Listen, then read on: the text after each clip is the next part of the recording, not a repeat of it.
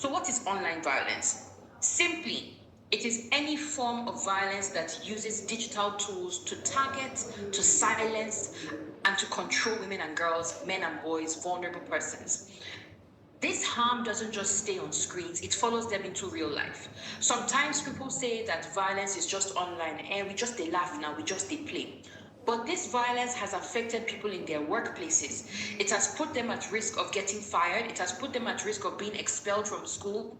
It has even put them at risk of losing their lives.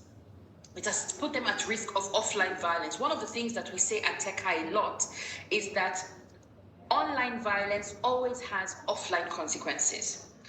And whether we like it or not, the scale of violence continues to increase. So every day, people are harassed, they're threatened, they're exposed online. Lies are told against people. Some people take it as jokes. Some people take it as a way to boost their following. They want people to keep clicking on what they're doing, or retweeting, or reposting, or resharing, without taking into cognizance that the things that they're talking about, or the rhetoric they're pushing online, is harming someone else.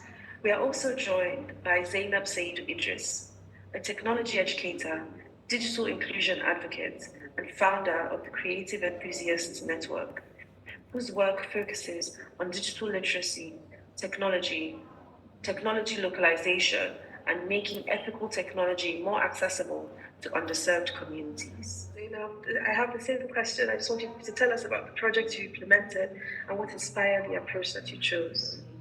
Okay, thank you very much. And once again, good morning, everyone. So, for our own step down activity, we wanted to take what we have learned down to the grassroots level. So, we made it so much practical and we tried our best to make it so accessible to our own communities.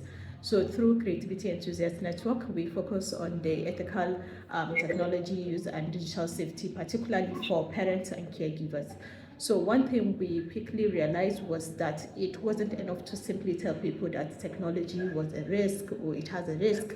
We needed to help them understand those risks actually look like maybe an everyday kind of situation, and more importantly, what they can do about it, how to prevent themselves, and how to also guide the younger ones they have.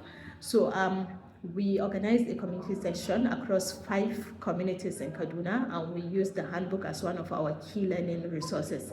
We also localized some of the content into Hausa language, which actually really matters to the community. We tried as much as possible to make it so accessible even outside the communities by creating videos. And as I speak to you today, these videos have over 20,000 views on social media, across our social media pages. And for me, the most important part of the entire project was not just delivering training, it was actually creating a space where the local people I have in my communities can actually come together, ask questions, feel safe, share their experiences, which we have seen a lot of experiences on the days that we actually did our step down, and also realize the ethical use of technology is actually something that concerns all of us, not just people that are actually professionals in the technology field. So yeah, thank you. Thank you so much, Zainab. That's such a brilliant example, and I do like that you connected it to the grassroots because we do often forget about them when we talk about technology. I face a different type of abuse. I could belong to APC, I'll face one type of abuse, or PDP, or LP, or Accord, or any of these parties, and I face a type of abuse. Now, I could also be a married woman who is educated, who is a member of a political party, who is a Christian or a Muslim, who has a child or not, and all of these intersectionalities sometimes dictate the measure of abuse that I'll face. And I'll give one example. I remember a few years ago, like 2 years ago, somebody posted on Twitter about how her partner had bought her suya. and she posted her hands holding the suya pack. And because people know she's a feminist and she's always talking about women's rights, people started by saying, why are you letting a man buy suya for you if you say you are a feminist? Why aren't you spending your own money? And before you know it, it's devolved into, look at the fingers. Her fingers are so ugly. She's such an ugly woman. How can this type of person even have a man? And on and on and on. Thousands and thousands of comments from people this lady has never met. Some of them she will never ever meet in her life, for no reason. A lot of people endure several forms of abuse at once, and sometimes it means that these women are pushed out of digital public life.